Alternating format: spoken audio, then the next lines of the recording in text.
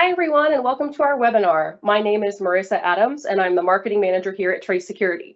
If you have any questions throughout the presentation, feel free to drop them in the chat, and we'll answer as many as we can at the end during Q&A. We will be sending out the slides and recordings to all attendees next week. And to get us started, I wanted to introduce Trace Security and give you some background on our expertise in information security. With 19 years in business, Trace Security is a leading provider of cybersecurity and compliance solutions. Our company was founded on February 18th, 2004, as one of the first technology companies to incubate in the Louisiana Technology Park. Our company's mission at its founding was simple: to help banks and credit unions protect their customer and member information and comply with GLBA, FFIEC, and NCUA requirements. Since then, Trace Security has served over 3,000 organizations across the United States. We maintain a strategic alliance with CUNA, the Credit Union National Association, as their exclusive provider of cybersecurity and compliance services. Trace Security offers a comprehensive portfolio of solutions, including IT audits and risk assessments, social engineering, penetration testing, security training, and more. At this time, I'd like to turn things over to AJay Strong and Jordan Kalms, two of our information security analysts, who are both excited to talk to you all about wireless security today. Good afternoon, everyone. My name is AJay Strong. I began working with Trace Security earlier this year. I am also an instructor at a cybersecurity boot camp, and I'm enrolled at WGU, earning a bachelor's in cybersecurity and information assurance. Hi, everyone. My name is Jordan Kalms. This is my first year at Trace, and before joining the team here, I received my cybersecurity certification from Caltech. I am CompTIA Security Plus certified, and my undergraduate degree is in English literature from Columbia University. All right, so the topic of today's webinar is wireless security. This is a very broad subject, and I would like to start by addressing one of the most common issues, which is unauthorized access. So here we're talking about people trying to gain access to information they do not have permission to interact with, whether that be viewing the information or manipulating the data in a way that compromises its integrity. This can be either intentional and malicious, or it can also be accidental. A person could unintentionally access a file or directory and accidentally change or delete that file, so it doesn't always have to be a malicious act. Financial institutions in particular tend to be prime targets for hackers trying to gain unauthorized access to sensitive information and systems. When attackers are successful, it can lead to many unpleasant events, such as operational disruption, denial of service, data breaches or financial loss, reputation damage resulting in a loss of trust with clients, non-compliance and penalties, as many institutions are subject to strict regulatory requirements, and also legal consequences. Some breaches may result in lawsuits from affected parties. So these are some pretty serious implications which can be difficult to recover from.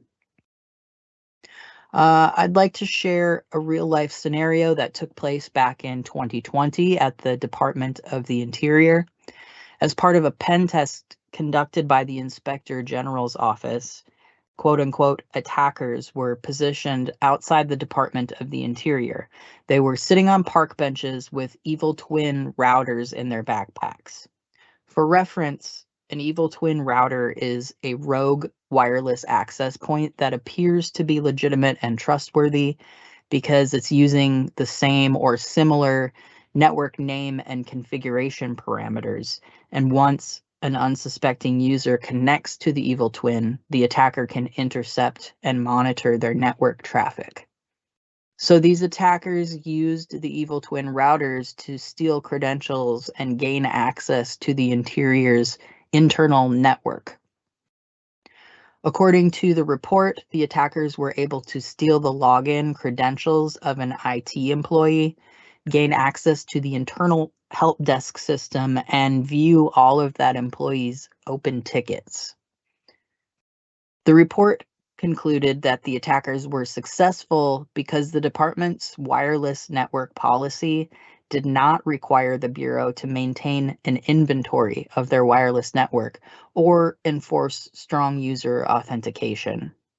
They were also not required to conduct tests of network security or configure network monitoring, which would have detected those evil twin routers. As a result of this pen test report, one bureau shut down its enterprise-wide network for 3 weeks while it analyzed the issues, and another office had to limit wireless usage to just the public internet and require employees to log in through a virtual private network to gain access to department resources. So this is an example of what can transpire on an insecure wireless network at an enterprise level. However, evil twin and other wireless attacks can take place on smaller networks as well, including what we call SOHO networks, meaning small office home office networks. And Jordan is going to give us an interesting example of that right now. So as AJay just started to explain, home networks are particularly vulnerable to wireless attacks. In 2013, after Edward Snowden had exfiltrated this huge swath of data from the NSA, he was looking to upload this data to the internet so he could send it to journalists. And because this was highly illegal and he couldn't risk using his own home internet, the way Snowden did this was by driving around suburban Virginia looking for home routers that were not password protected. When he found one, he would join the person's network, upload some of the data, then disconnect and continue on to the next house. And this kind of crazy simple tactic should demonstrate just how easy it is for attackers to use and abuse your home network if you haven't taken the necessary steps to harden it. And it's worth noting that this challenge of home network security was made exponentially worse by COVID-19, when all the benefits of centrally organized, centrally administered corporate networks were replaced by millions of high-risk ad hoc home networks. So how do we protect our home networks? Well, NIST, the National Institute of Standards and Technology, provides the following recommendations. 1, use a VPN. This ensures strong encryption across insecure networks, and it creates a point-to-point tunnel between your home and your office networks. 2, enable security features on endpoints.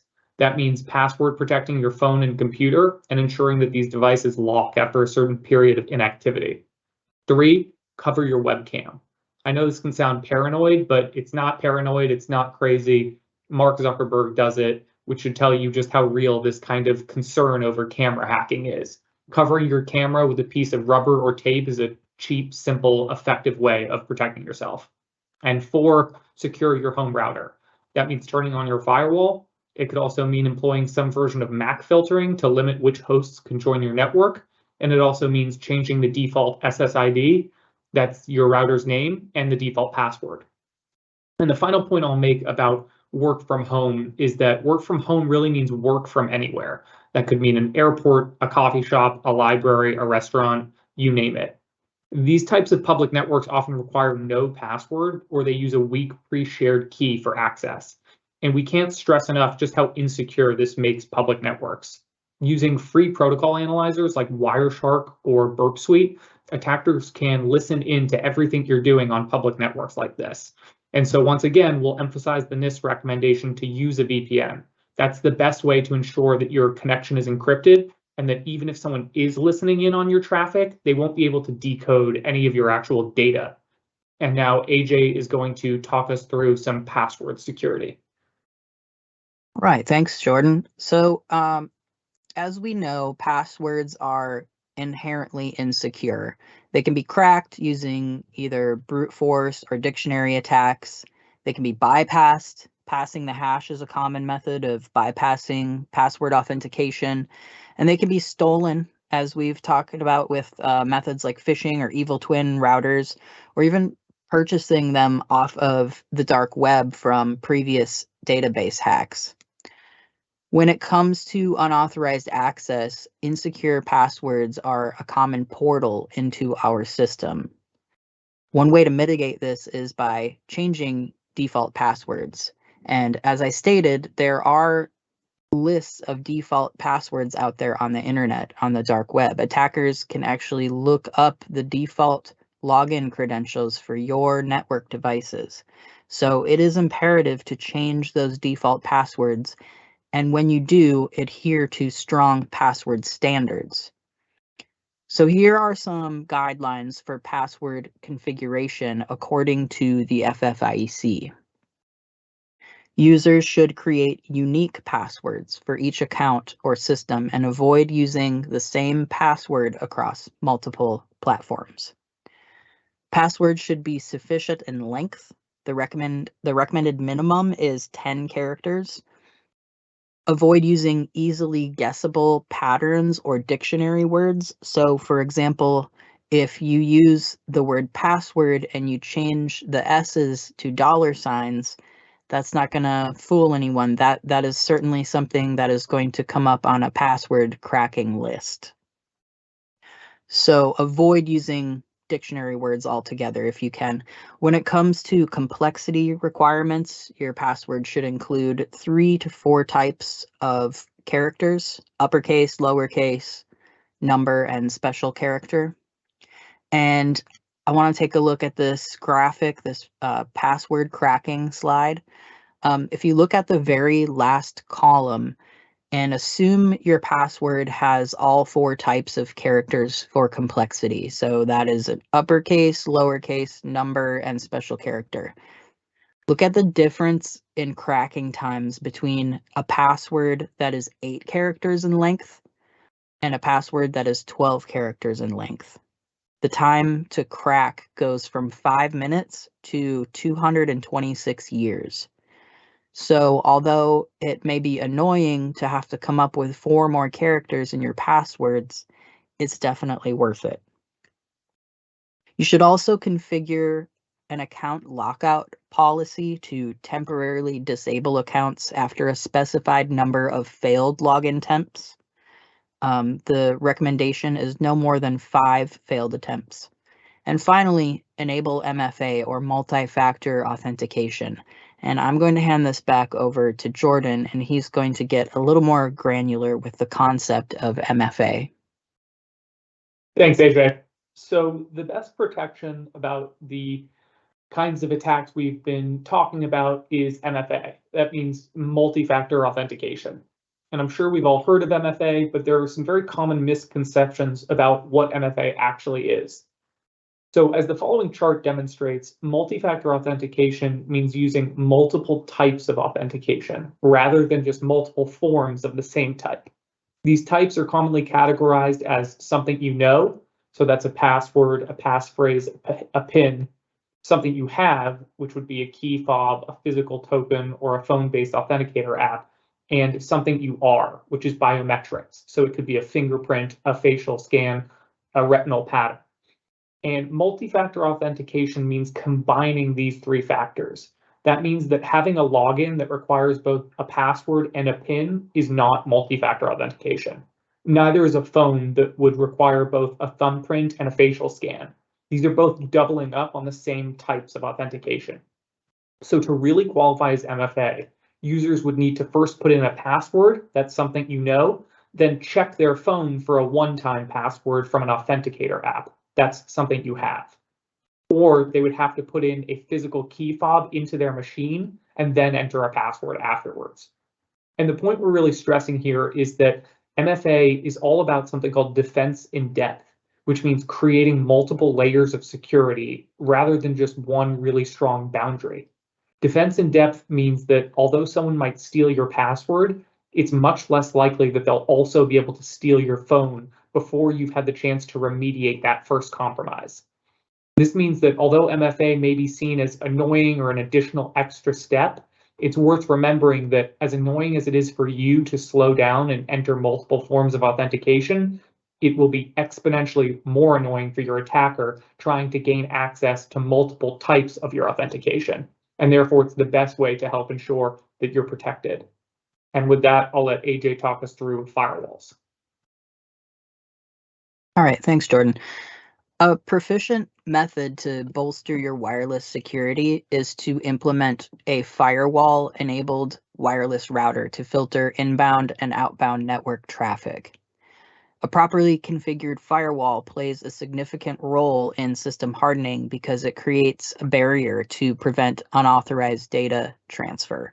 Keywords here being properly configured. If you neglect firewall security, you may encounter some or all of the consequences previously mentioned from unauthorized network access, such as data breaches, financial loss, reputation damage, etc. If you have it in your budget, consider investing in a next-gen firewall that offers advanced threat detection, intrusion prevention, and application-level filtering. When it comes to configuration, I do want to give a disclaimer here because everyone has their networks set up in a particular way. I can't really tell you exactly how you should configure your network, but these are kind of some baseline suggestions. So first and foremost, change your default router login credentials. Configure strict access control rules to ensure that only authorized devices and users can access your network. You can use role-based access control to manage privileges, following the principle of least privilege, which is giving users access to only what is needed for job function, nothing more, nothing less. Enable intrusion detection and intrusion prevention to detect and block suspicious activity in real time. Configure logging and monitoring to track network activity, and you want to be reviewing those logs to identify potential security issues. Utilize segmentation to isolate critical systems from less secure areas of your network. Conduct regular penetration tests and vulnerability assessments to identify any weaknesses in your firewall configuration. And finally, keep firmware up to date to patch known vulnerabilities. I am going to pass this back to Jordan so he can drill down into the subject of patch management. Thanks, AJ. So I want to start by looking at this article from Security Week that was posted just about 2 months ago in September. The byline reads, a Chinese state-sponsored APT, that's an advanced persistent threat, called Black Tech, has been caught hacking into network edge devices and using firmware implants to stay hidden and silently hop around the corporate networks of US and Japanese multinational companies. And this should demonstrate to all of us just how critical it is for us to keep our network devices up to date with both OS and firmware patches. So this article makes reference to edge devices, which is just any piece of hardware that controls the flow of data between two networks. So an edge device could be a switch, a router, a firewall, and they serve as entry and exit points for your traffic.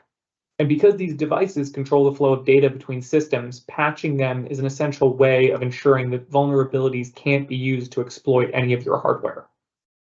So most of us will be familiar with updating our operating systems. Microsoft and Apple force end users to do it on a regular basis. But updating our firmware might be a little less familiar. So first, what is firmware? Firmware is just the software on a device that tells its hardware how to function. It provides the lowest level of control. That is, it governs the most basic functions of a device. And firmware, just like hardware and software, can contain vulnerabilities and bugs, and therefore needs to be kept up to date. Some routers will automatically update their firmware along with their regular OS upgrades, and others will require manual updates. It depends on how you have your device configured. For home routers, there's an easy way to check this. By entering your router's IP address into the URL bar of your browser, you should be able to log into your ISP account and check whether or not your router's firmware is up to date. And for office routers, your network administrators will have the best sense of how to check for the most recent firmware updates. Like all other security practices, firmware updates should be tracked by your administrator and routinely audited to make sure that they are up to date. And last but not least, AJay is now going to walk us through the significance of physical security.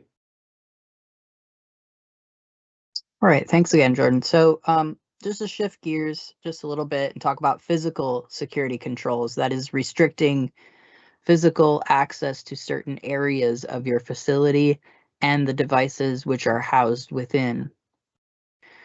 So we don't want people gaining unauthorized access to data centers, server rooms, storage facilities, etc. It is important to acknowledge that physical security controls protect against both external and internal threats. Humans pose a significant risk to information security, and a lot of times it is unintentional. In addition to human error, we must also consider environmental threats, such as fires or floods. So the physical security controls cover these various areas.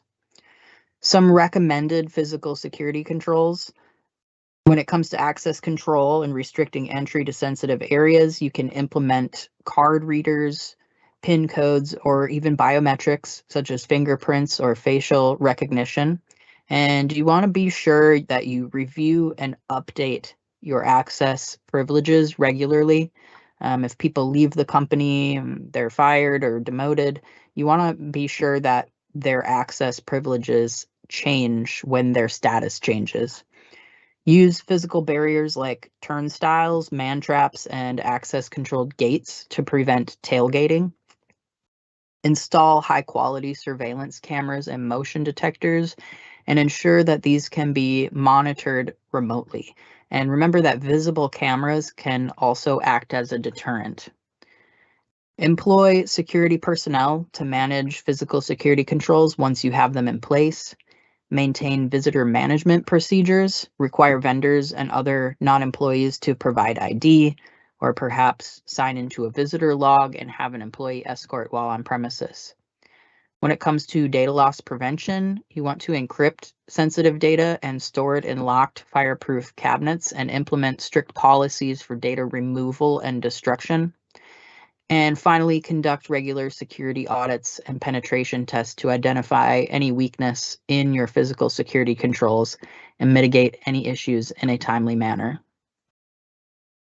So we'll wrap things up today by emphasizing that an ounce of prevention is really worth a pound of cure. And so it's worth taking all these steps now, because once a security incident happens, these types of proactive options will no longer be available.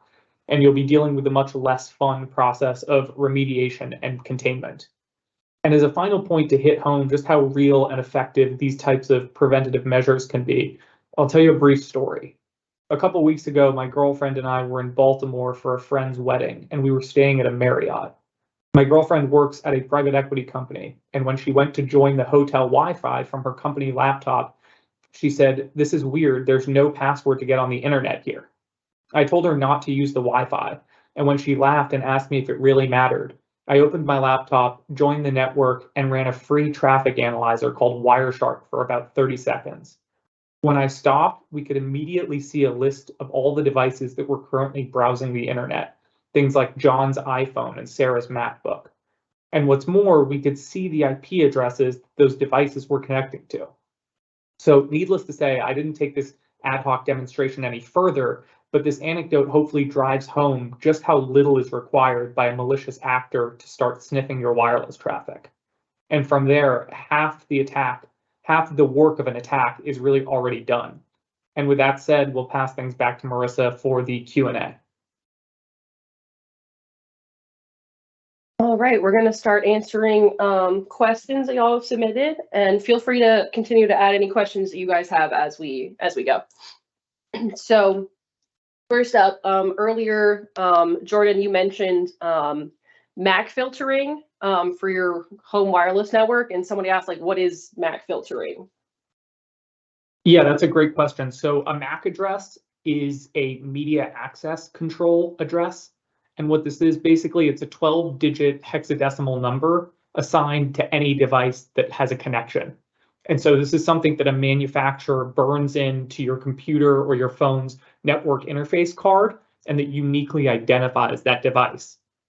So MAC filtering is when you put rules on something like a router that only these MAC addresses can join this network. And so it's an effective method of access control beyond just putting a password or a pre-shared key on that router.